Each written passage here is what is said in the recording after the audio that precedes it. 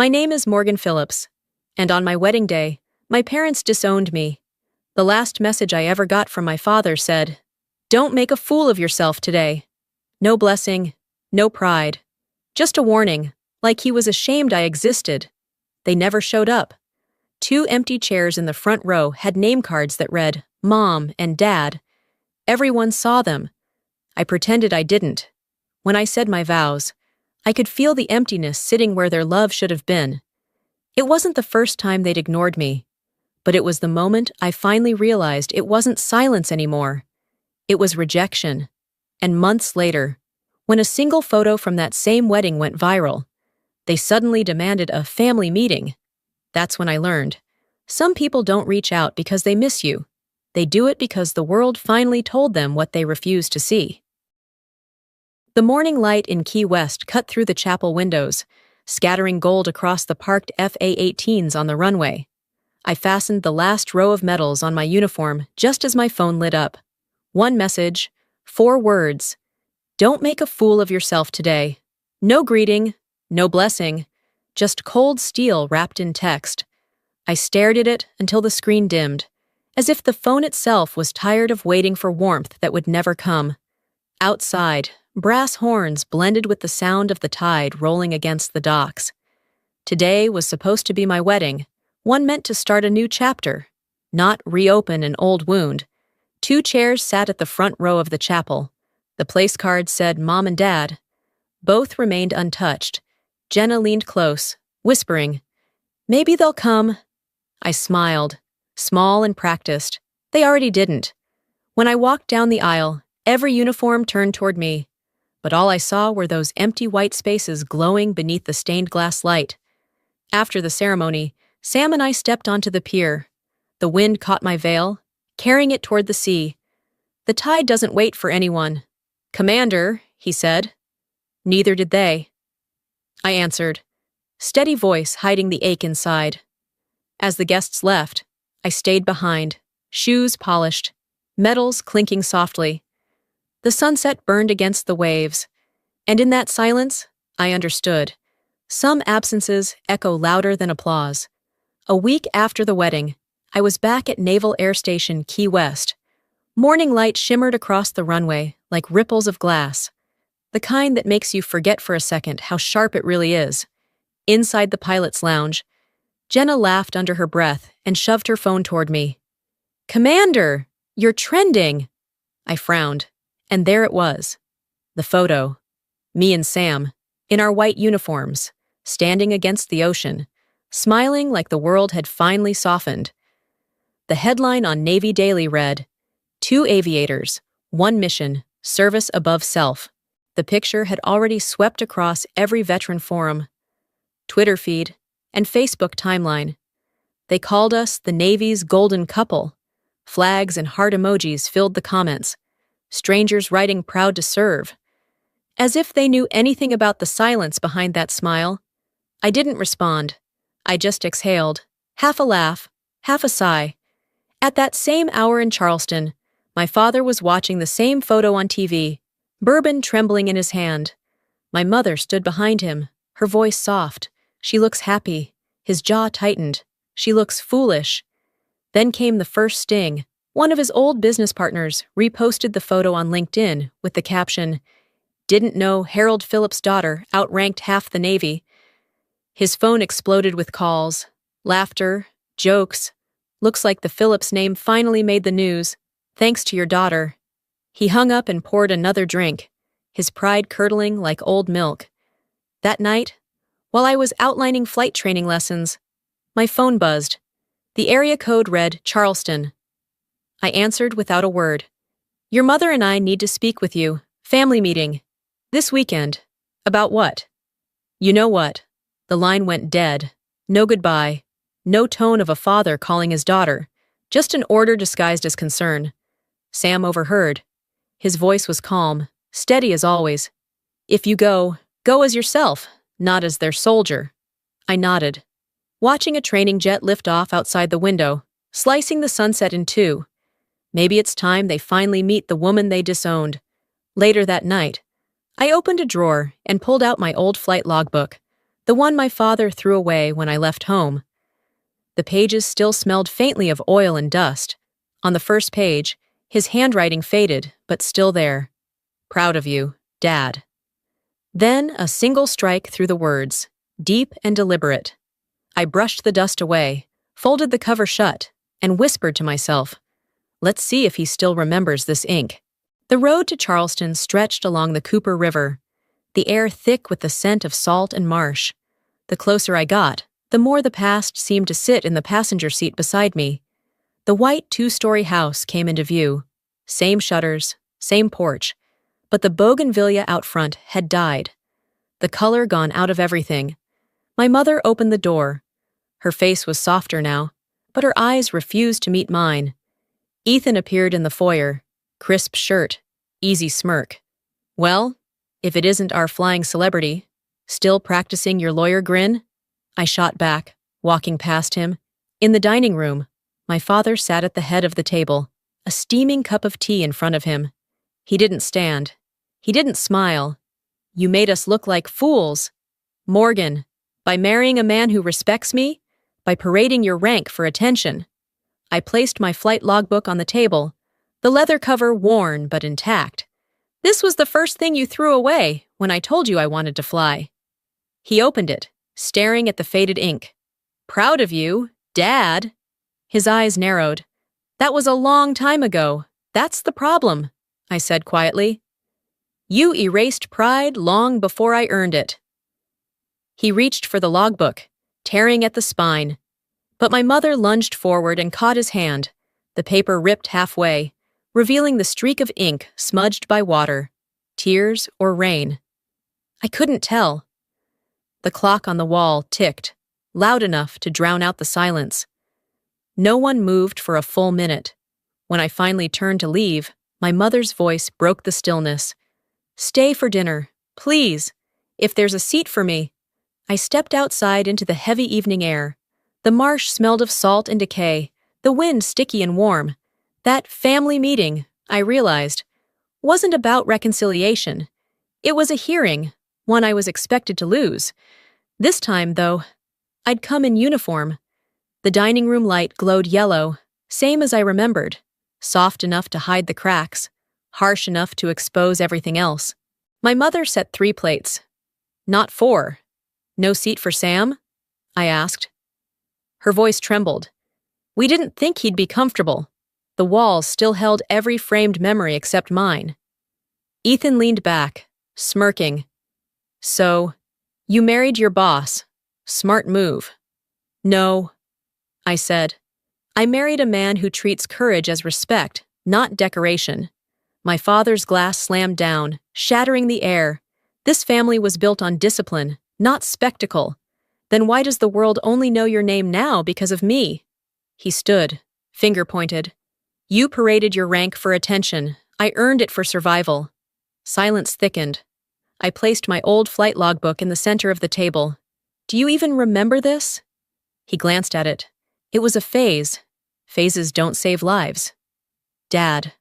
Pilots do." I walked out before the silence suffocated me.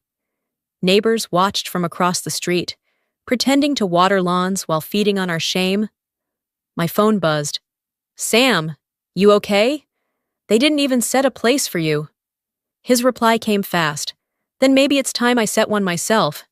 The next morning, fog clung to the marsh when a Jeep stopped outside. Sam stepped out in his Vice Admiral whites, silver glinting under sunlight. The neighborhood froze. My father's face drained of color. Inside, the air was thick enough to chew. "You think she's a hero?" he asked.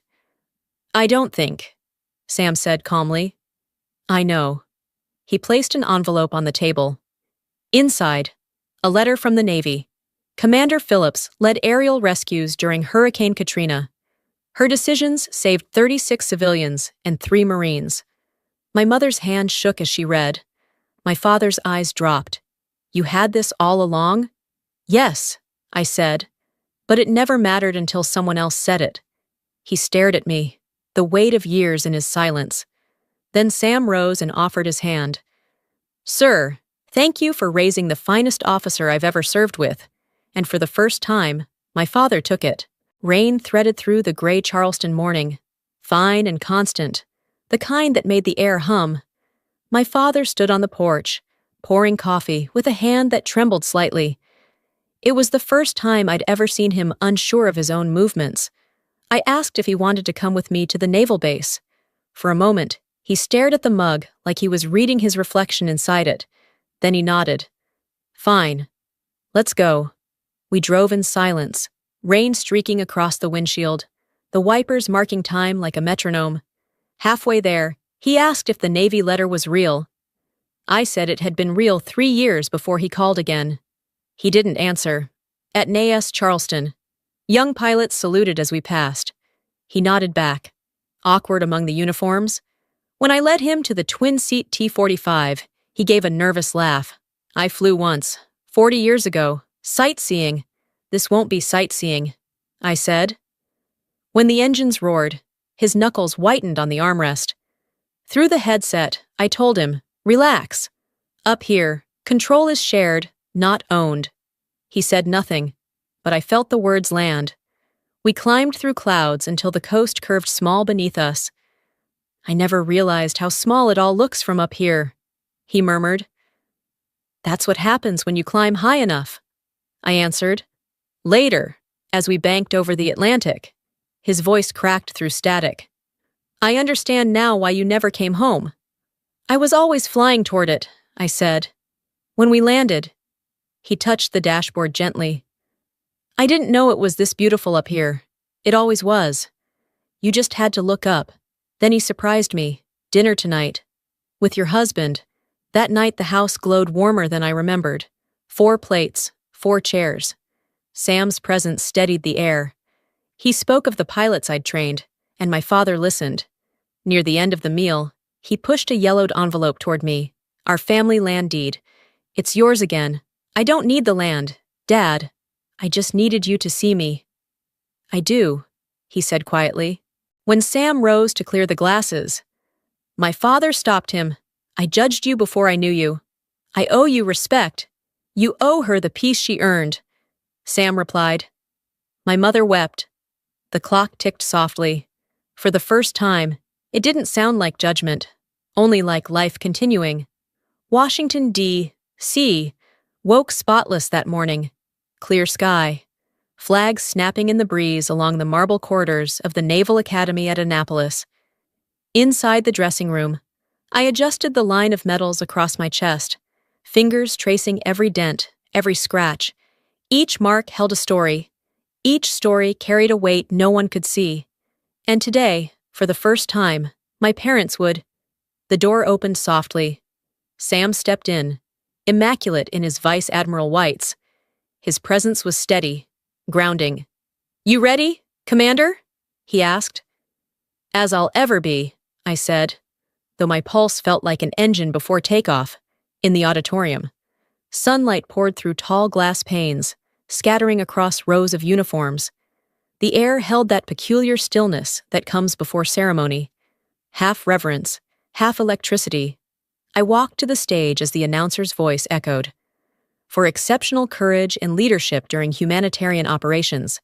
Applause rose like a tide. A senior officer pinned the Distinguished Flying Cross to my chest, the medal catching the light and burning gold.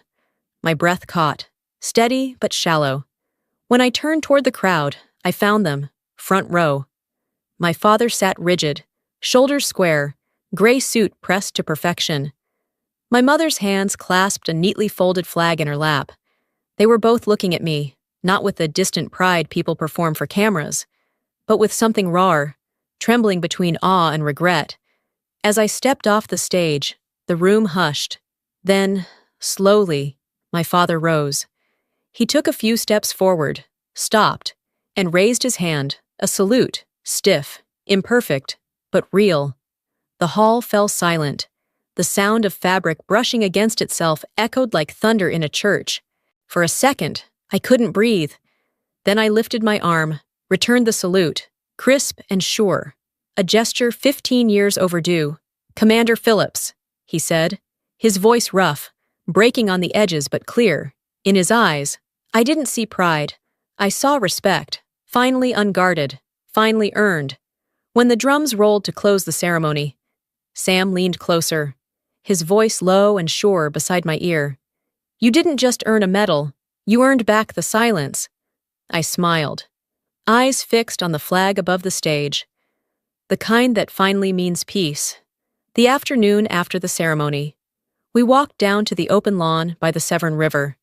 The light had turned the water to glass, gold breaking into silver as the sun slipped lower. The flags along the embankment moved lazily in the wind, and for the first time in years, my father's shadow stretched beside mine. Not ahead of it. He approached, holding a small velvet box worn soft with age. Your grandfather carried this during his first deployment in the Pacific, he said, opening it carefully as though the air itself might shatter it. Inside lay a silver pocket watch, initials H.P. engraved on the back.